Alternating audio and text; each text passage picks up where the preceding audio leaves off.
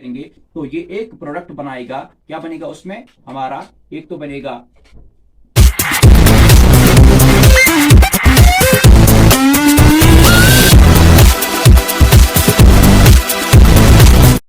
Assalamu alaikum, dear students. I hope that you are feeling very well, very good. So we are going to discuss our chapter, that's chemical reactions and equations. The topic that's ongoing is types of chemical reactions. As you know that we have already discussed one type of chemical reaction, that's combination reaction, and the types of combination reaction. Right now we are going to discuss about the decomposition reaction. As you know that the word decomposition means breakdown, split. Decomposition reaction is that chemical reaction in which a single substance breaks down into two or more elements or compounds. And this is the reverse of combination reaction, dear students.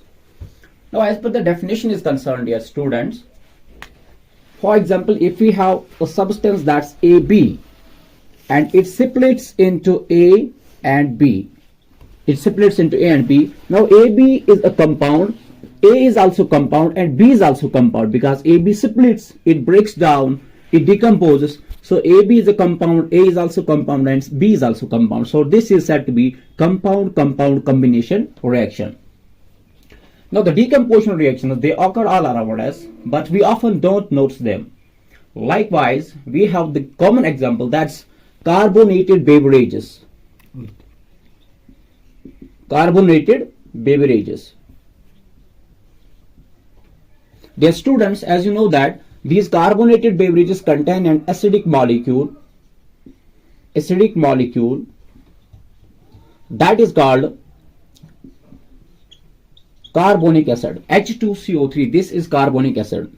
Now the moment we open the brim of the bottle, we open the brim of the carbonated beverage bottle, this H2CO3, that's carbonic acid, it breaks down to form carbon dioxide and water. So this is also a common type of decomposition reaction. Now this carbon dioxide, it comes up towards the bottle, towards the end of the bottle, towards the brim of the bottle, and it forms soda fizz. It forms soda fizz. Because carbon dioxide is a gas. So carbon dioxide just it tries to escape out from the bottle, so it forms a soda fizz. तो अब जब यहां तक बात आती है, अब जब हम एनसीईआरटी की ओर आती है, तो एनसीईआरटी में डियर स्टूडेंट्स हम क्या देखते हैं कि जो हमारे पास एक कॉमन एग्जांपल है डीकंपोजिशन रिएक्शन के, डियर स्टूडेंट्स, वो है जो हमारे पास हाइड्रेटेड फेरस सल्फेट होता है. Hydrated ferrous sulphate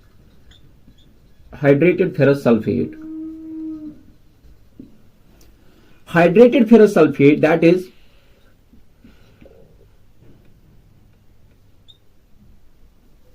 hydrated ferrous sulfate.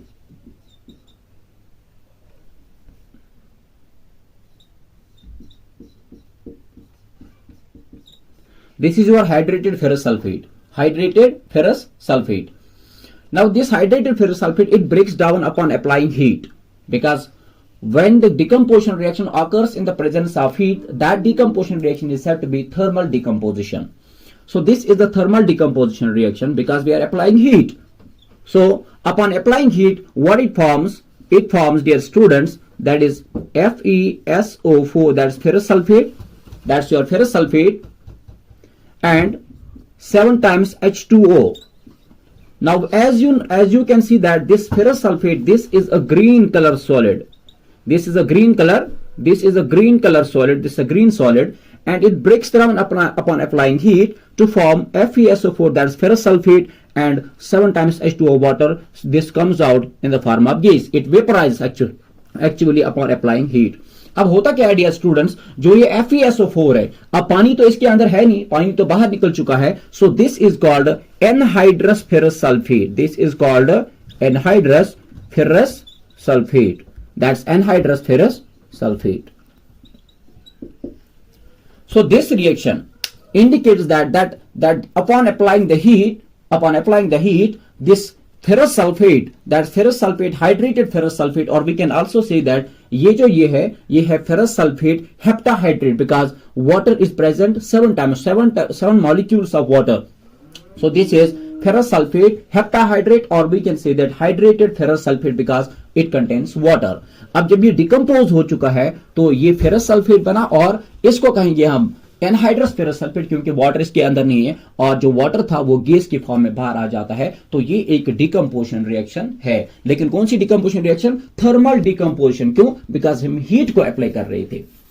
अब अगर डियर स्टूडेंट्स हम इस फेरस सल्फेट मॉलिक्यूल को लेते हैं, ये जो फेरस सल्फेट है, अगर हम इसकी एग्जांपल लेंगे, इसी को FeSO4, this ferrous sulphate, if you take the two molecules of ferrous sulphate dear students, तो क्या होगा कि ये फेरस सल्फेट जो है ये ब्रेक डाउन होके क्या बनाएगा? अब ये कौन से कलर का होगा डियर स्टूडेंट्स? ये व्हाइट कलर का होगा, क्योंकि पानी इसके बाहर निकल चुका है, पानी नहीं है इसके अंदर। तो ये जो व्हाइट सॉलिड है, ये जो व्हाइट सॉलिड है फेरस सल्फेट, ये ब्रेक डाउन होके हीट देने पे जब ये ब्रेक डाउन होता है तो एक बनाएगा Fe2O3, that's called, you know that it's ferric oxide, and this is reddish brown. क्या आइडिया स्टूडेंट से? रेडिश ब्राउन होता है ये। और इसके साथ साथ क्या देगा? SO2 सल्फर डाइऑक्साइड, और क्या देगा? SO3 sulphur trioxide. ये दो जो है ये बाहर निकल जाएंगे इस रिएक्शन से in the form of gas, और हमारा ये फेरिक ऑक्साइड जो यहां पे बना ये सॉलिड फॉर्म में होगा, जो कि एक रेडिश ब्राउन कलर का होता है। तो this two reactions indicate that upon applying the heat the parent molecule that breaks down and to form the other two compounds. So this is compound decomposition reaction, or we can say that simply it's a decomposition reaction. अब जहां तक इसकी बात है dear students, इस reaction में क्या होती है कि यहां से हीट जो है वो एब्जॉर्ब हो जाती है। तो this is an endothermic reaction. क्या है ये शाबाश? ये एक एंडोथर्मिक रिएक्शन है, endothermic reaction. This is endothermic reaction dear students. अब क्वेश्चन उठेगा, are all decomposition reactions endothermic? The answer is no. सभी डिकम्पोजिशन रिएक्शंस एंडोथर्मिक नहीं होती है। There are some reactions which are exothermic as well. तो यहां तक अगर आपको यहां तक कोई भी क्वेश्चन आ सकता है तो आई होप दैट कि आप इसको इजीली सॉल्व कर सकते हैं। इसके अलावा डियर स्टूडेंट्स हमारे पास एक और एग्जांपल है, दैट इज वो होती है हमारे पास हाइड्रेटेड कॉपर सल्फेट। अगर हम कॉपर सल्फेट की बात करेंगे तो कॉपर सल्फेट की बात अगर करते हैं हम, तो यहां पे दिखाता हूं मैं dear students hydrated copper sulphate. तो क्या है हाइड्रेटेड कॉपर सल्फेट में? CuSO4, this is the formula of copper sulphate, 5 times H2O, this is called hydrated copper sulfate. We can also say that ये क्या है? hydrate copper sulfate pentahydrate, because water molecules are 5. This is copper sulfate pentahydrate or hydrated copper sulfate. Now upon applying the heat to this copper sulfate pentahydrate को या hydrated copper sulfate को जब हम dear students heat apply करते हैं, क्या करते हैं? हीट अप्लाई करते हैं, तो ये ब्रेक डाउन हो जाएगा। एक तो बनाएगा कॉपर सल्फेट, और प्लस क्या देगा? प्लस 5 मॉलिक्यूल्स ऑफ वाटर बाहर निकल जाएंगे in the form of gas. ये वाटर जो है ये गैस की फॉर्म में बाहर निकल जाएगा, और हमारे पास जो कॉपर रहेगा यहाँ पे ये किस फॉर्म में होगा? ये सॉलिड होगा, लेकिन व्हाइट फॉर्म में। किस फॉर्म में? व्हाइट फॉर्म में। ये एक कंडीशन है डियर स्टूडेंट्स। लेकिन वही अगर हम इसको हीट करेंगे अब तो 230 degree to 250 degree centigrade, 230 degree तो 250 डिग्री सेंटीग्रेड अगर इसको अप्लाई हीट करते हैं, किसको? Copper sulphate, hydrated copper sulphate को अगर 230 टू 250 डिग्री सेंटीग्रेड हम इसको हीट करेंगे तो ये एक प्रोडक्ट बनाएगा। क्या बनेगा उसमें? हमारा एक तो बनेगा copper sulphate monohydrate plus 4 molecules of water, वो जो है बाहर निकल जाएंगे in the form of gas. अगर आप इसका अब ये देखेंगे, ये कॉपर सल्फेट मोनोहाइड्रेट है, क्योंकि एक वाटर मॉलिक्यूल इसके अंदर रहा, यहां तक हीट करने तक एक वाटर मॉलिक्यूल इसके साथ ही रहा, 4 water molecules in the form of gas जो है बाहर निकल गए। तो यहां तक इसका जो नाम है ये है ब्लूइश व्हाइट। क्या है? Bluish white, because of the water. तो ये क्या है? ये ब्लूइश व्हाइट की एक सॉलिड होगी, तो आई होप दैट कि यहां तक आपको अच्छे से क्लियर हुआ होगा। तो this was thermal decomposition reaction और thermolytic decomposition reaction. I hope that कि आपको ये अच्छे से समझ आया होगा। Now we will discussing about the second type of decomposition reaction, that is, तो डियर स्टूडेंट्स अब जो second type of decomposition reaction है that is photolytic decomposition reaction. तो क्या होता है फोटोलाइटिक डिकम्पोजिशन रिएक्शन? वो रिएक्शन जिसमें हम हीट जो है वो अप्लाई कर रहे हैं in the form of light. तो जब हीट को अप्लाई किया जाता है in the form of light तो उस टाइम जो डिकम्पोजिशन रिएक्शन होती है दैट्स कॉल्ड फोटोलिसिस और photolytic decomposition. or all those reactions which occur in the presence of light, so those reactions are called photochemical reactions. Those reactions are called photochemical reactions. Photochemical reactions.